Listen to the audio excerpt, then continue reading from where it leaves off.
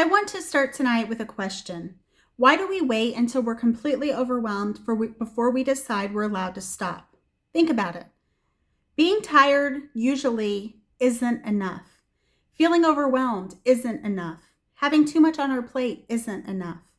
We tell ourselves, I can handle it. I'll rest when this is done. I just need to get through this week. And my personal favorite, other people have it worse. But why does somebody else have to have it better than us before we're allowed to admit that we're struggling? Are you good at resting, or do you wait until you crash? Let's talk about resting versus collapsing. I think a lot of us say that we're resting when we're actually recovering from ignoring ourselves for too long. Those aren't necessarily the same thing. Rest is intentional. Collapse happens when your body, your emotions, or your circumstances finally say, we're done. And suddenly you're sleeping all weekend.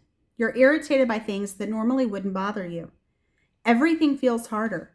You don't want to talk to anybody. And then we wonder, what's wrong with me? Maybe nothing is wrong with you. Maybe you've simply been asking too much of yourself for too long. What's usually your first sign that you've taken on too much? For me, I think one of the most interesting things is how often our bodies know before our brains are willing to admit it. Why do we think rest has to be earned? Somewhere along the way, a lot of us learned that productivity earns rest. Finish the work, clean the house, take care of everybody, answer the messages, complete the list, then you're allowed to stop. Except the list regenerates. There's always another load of laundry, another email, another appointment, another thing somebody needs. So if rest only happens when everything is finished, when exactly are we supposed to rest? Tell me, do you ever feel guilty when you're doing absolutely nothing productive? I know I do. Other people have it worse. This sentence deserves its own conversation. Other people have it worse. That's probably true. Somebody somewhere will almost always have circumstances harder than yours, but their suffering doesn't make you less tired. It doesn't make something hurt less, and it doesn't magically increase your capacity. We don't tell somebody, you're not allowed to be happy because somebody else has it better. So, do we all tell ourselves, I'm not allowed to struggle because somebody else has it worse? Pain isn't a competition. The strong person problem. And this connects to what we talked about yesterday. Sometimes you've been capable for so long that everybody, including you, assumes that you'll continue being capable indefinitely. And you probably will handle it. That's the problem. Because knowing you can survive something can become the reason you keep accepting things you shouldn't have to carry.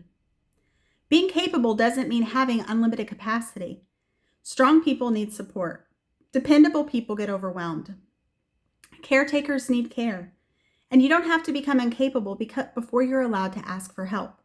Try this instead. Maybe we don't need some enormous self-care transformation. Maybe we start smaller. Notice yourself sooner. When you're tired, acknowledge you're tired. When something feels heavy, admit it's heavy. When you need help, ask before you're drowning. Leave something unfinished occasionally. Say no without presenting a closing argument explaining why. Go to bed. Sit down. Do something that serves absolutely no productive purpose other than making you happy. And notice what happens inside you when you do. Because sometimes the discomfort isn't telling you that you're doing something wrong. It's telling you that you're doing something differently. In closing, I want to leave you with this tonight. You don't have to reach your breaking point before you're allowed to take a break. You don't need enough evidence. You don't need permission. And you don't have to prove that you're struggling more than somebody else. Maybe the goal isn't becoming better at pushing through everything. Maybe it's learning that you don't always have to. Before we finish, tell me, what's one thing you could put down this week? One thing. Feel free to leave it in the comments. Thank you so much for tuning in to Recovering Perfectionist Mama, Grace in Progress. My name is Buffy. And if you got value in this, please think about checking out Recovering Perfectionist Mama, Grace in Progress, which is my psychology channel, which is housed on YouTube. Same username as I use here. Recovering_perfectionist_mama. Or if you're a true crime junkie, definitely check out Grace and Gavel, Where Truth Meets Compassion. That's also housed on YouTube. Thank you so much and have a great rest of your day. Bye-bye.